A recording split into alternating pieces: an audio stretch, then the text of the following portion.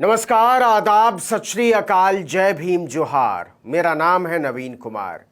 इस समय देश में सबसे बड़ा मुद्दा यह है कि नुपुर शर्मा की पैगंबर मोहम्मद पर की गई टिप्पणी के बाद इतना बड़ा बखेड़ा कैसे खड़ा हो गया। अरब और ओआईसी छोड़िए, संयुक्त राष्ट्र ने भी हमको सहिष्णुता पढ़ा डाली। मेरा सवाल है कि आखिर ऐसा क्यों हुआ। किसी पॉलिटिकल पार्टी के प्रवक्ता के टीवी के चंडूखाने वाली डिबेट में दिए गए बयान पर अंतर्राष्ट्रीय बवंडर खड़ा हो जाए, राजदूत तलब कर लिए जाएं, भारत से माफी की मांग होने लगे, विदेश मंत्रालय को जवाब देना पड़े, ऐसा इसके पहले कभी नहीं हुआ था। तो फिर इस बार ऐसा क्यों हुआ, हम बताते हैं। एक कहावत आपने जरूर सुनी होगी, बाप बड़ा ना भैया, सबसे बड़ा रुपया। तो सर जी, सारा खेल इसी रुपये का है, वरना हिंदू मुसलमान का मामला होता तो बीजेपी कहां जाकर खेलती, इसका हम और आप बस अंदाजा ही लगा सकते हैं। अगर अभी भी आप सोच रहे हैं कि भारत में विदेशी मुद्रा सबसे ज्यादा अमेरिका में बसे हमारे भैया दीदी, चाचा ताऊ, फूफा मौसा, मामा मामी भेजते हैं, अपना देश छोड़कर अंकल सैम के देश जा बसे वैज्ञानिक, एमबीए, कारोबारी, investment banker, professor, doctor, engineer, designer, वकील जैसे लोग भेजते हैं, तो आप सरासर गलत सोचते हैं। आपको लगता है कि इंग्लैंड में बसे भारतीय भेजते हैं सबसे ज्यादा विदेशी मुद्रा, तब तो और गलत सोचते हैं। लगता है जर्मनी, कनाडा, ऑस्ट्रेलिया या फ्रांस में बसे हमारे भैया दीदी लोग भेजते हैं, तब तो खैर एकदम ही गलत सोचते हैं।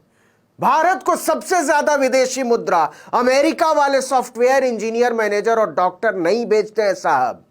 अरब अमीरात के कारीगर भेजते हैं, प्लम्बर भेजते हैं, कारपेंटर भेजते हैं, मजदूर भेजते हैं।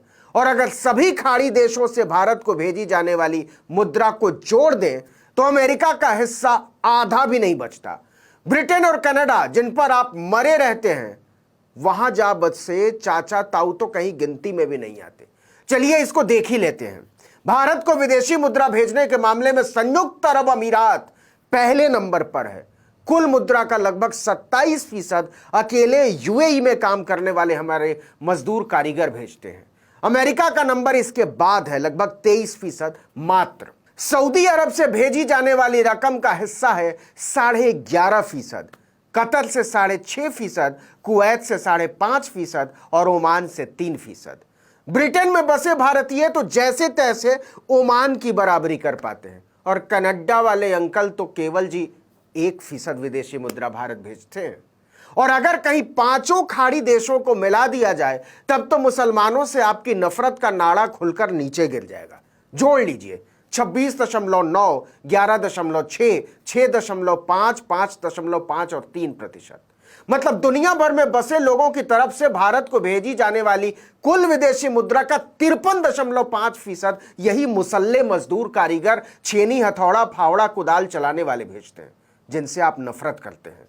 अमेरिका, इंग्लैंड, कनाडा, ऑस्ट्रेलिया में कॉलर उठाकर सेल्फी डालने वाले नहीं भेजते हैं। इसमें बहरीन को नहीं जोड़ा है हमने। और यह आंकड़ा कोई मुसल्लों के अब्बा का नहीं है, इकोनॉमी के बड़े पापा वर्ल्ड बैंक का है। जिस विदेशी मुद्रा भंडार पर राष्ट्रवाद के स्वामी इतरा रहे हैं ना, उसके लिए 76 लाख भारतीय खाड़ी देशों में हाड़ तोड़कर कमा रहे हैं। अपने राष्ट्रवादी विदेश मंत्रालय का डेटा है ये कि अकेले यूएई में हमारे 31 लाख लोग काम करते हैं, और 28 लाख सऊदी में, जिनको आप गरिया रहे हैं कि हाय राम, हमारे लंपटपन को लंपटपन कैसे कह दिया, लंपटपन के बिना हम जिएंगे कैसे, नारा बुलंद किए हुए हैं कि मुसल्लों ने हमारे लंपटपन को खोल कर कैसे रख दिया, हम बवाल कर देंगे, आपको जीने नहीं देंगे। आगे बढ़ते हैं। जो लोग इलेक्ट्रिक स्कूटी तक खरीदने की औकात नहीं रखते ना, वो भी इंतजार में बैठे हैं कि ऑयल इकोनॉमी खत्म होने वाली है, बस खत्म ही होने वाली है। इसके बाद अरब देश बर्बाद हो जाएंगे और इसके बाद मुसल्लों का तेल निकलेगा। अरे भाई, 10 रुपया तेल महंगा हो गया तो सुस्सू निकल गई खरीदने में। रोज अरब का मुंह ताकते हो कि आज क्या भाव दिया है, आओ पढ़ाते हैं तुमको। 30,90,000 बैरल तेल रोज इंपोर्ट करता है भारत। दुनिया के तीसरे सबसे बड़े ऑयल इंपोर्टर हैं हम। हमको जितनी जरूरत है उसका 84% तेल हमको आयात करना पड़ता है।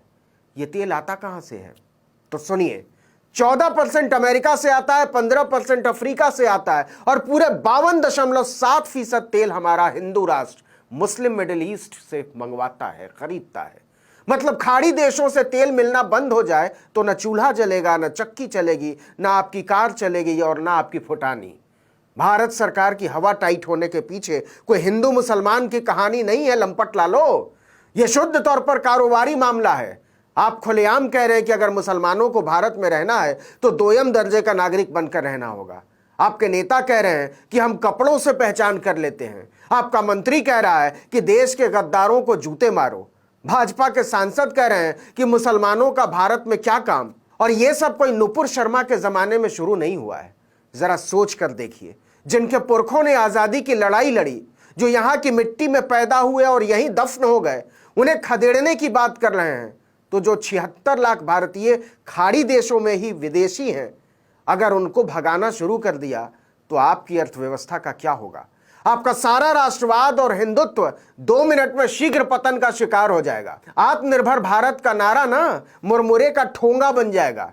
लेकिन मूर्खों की जमातों की समझ में यह बात नहीं आएगी।